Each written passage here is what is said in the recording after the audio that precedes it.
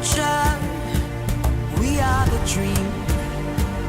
We are the nation. We are part of this. Yes, we are so amazing. That's the least we shall be. At the heart of the nation, changing history. How can they say that we are finished? We have just begun.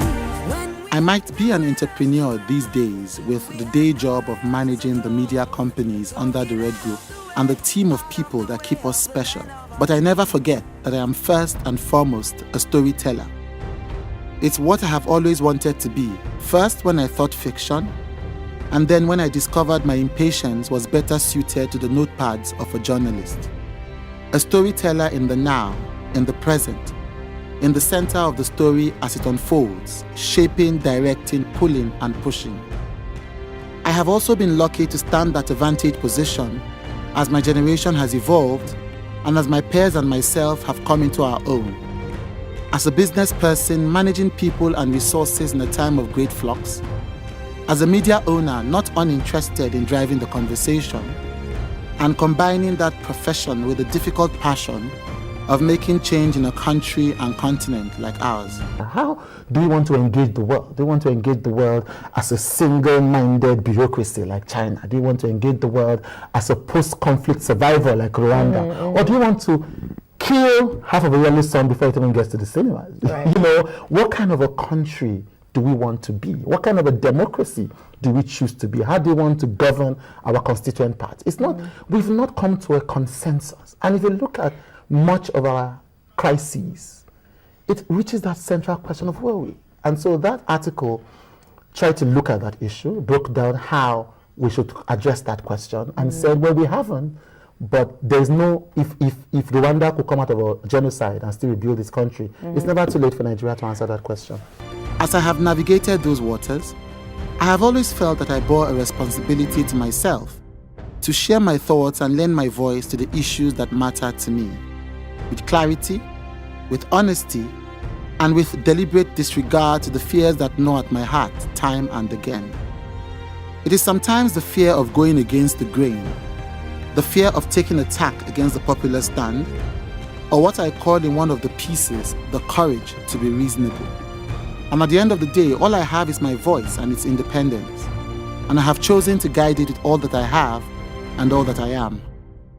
And over the years, I have shared my thoughts as they have come, as a columnist at Next, on the pulpit of the Future Awards Africa, on our internet newspaper yniger.com, at important public events with the president or with corporate, political, and civil society leaders across the country and outside. There was no anticipation they would all tie in one day into this collection that reflects thoughts I hold dear, my vision of modern society across the intersections that interest me. We don't have to be geniuses to make our country work. If we found the best and brightest of our country and we brought them together and we say, let's build a great nation, it will be built. I just find difficulty understanding why this is so difficult to do. I watch my country dying and I keep asking myself, why can the elite in this country not realize that they're dealing with a dying country and say, go, let's pull everybody across all divides, please let's come together, our country is dying. Why should we allow our children to remember us with such sadness? Let's work together to change it. And that's what the challenge is for me. We are not intrinsically better than the generation before us. It's not as if we were born and then we were anointed and said, go and do exploits. You know, essentially we're in the same Nigeria facing the same problems. So we might end up like the people before us. How do we or we are already even on the main road. How do we ensure that we are not and that we do better? That's the essence of the symposium. In 2013, after the whirlwind of the rallies that brought the new president into power, the excitement of new elections and getting out the youth vote, as well as the euphoria of people power occasioned by the fuel subsidy protests of the year before, and as I consider the future of our country and our continent, I embarked on the popular essay series New Leadership on the nation's leading online platforms. They were, for me, a statement of my vision, what I think is possible, what I think we must do. I thank my friends Gbenga Sheson, Adeobinwa Obani, Mfon Ekpo, Adebola Williams and others who insisted after the series that this was a book that had to be done, put together a story that had to be told. This book is a result of my agreeing with them, expanded beyond the essays and spread over a timeline of at least 7 years. They constitute my personal narrative of what it means to be young and to be African in these exciting times.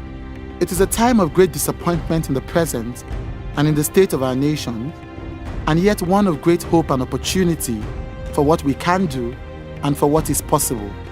And yes, they were right. And I am glad I took off the cap of business and committed to getting this done. Our collective narrative needs to be defined. And if not now, then when? Chude Jidonwa, February 2014.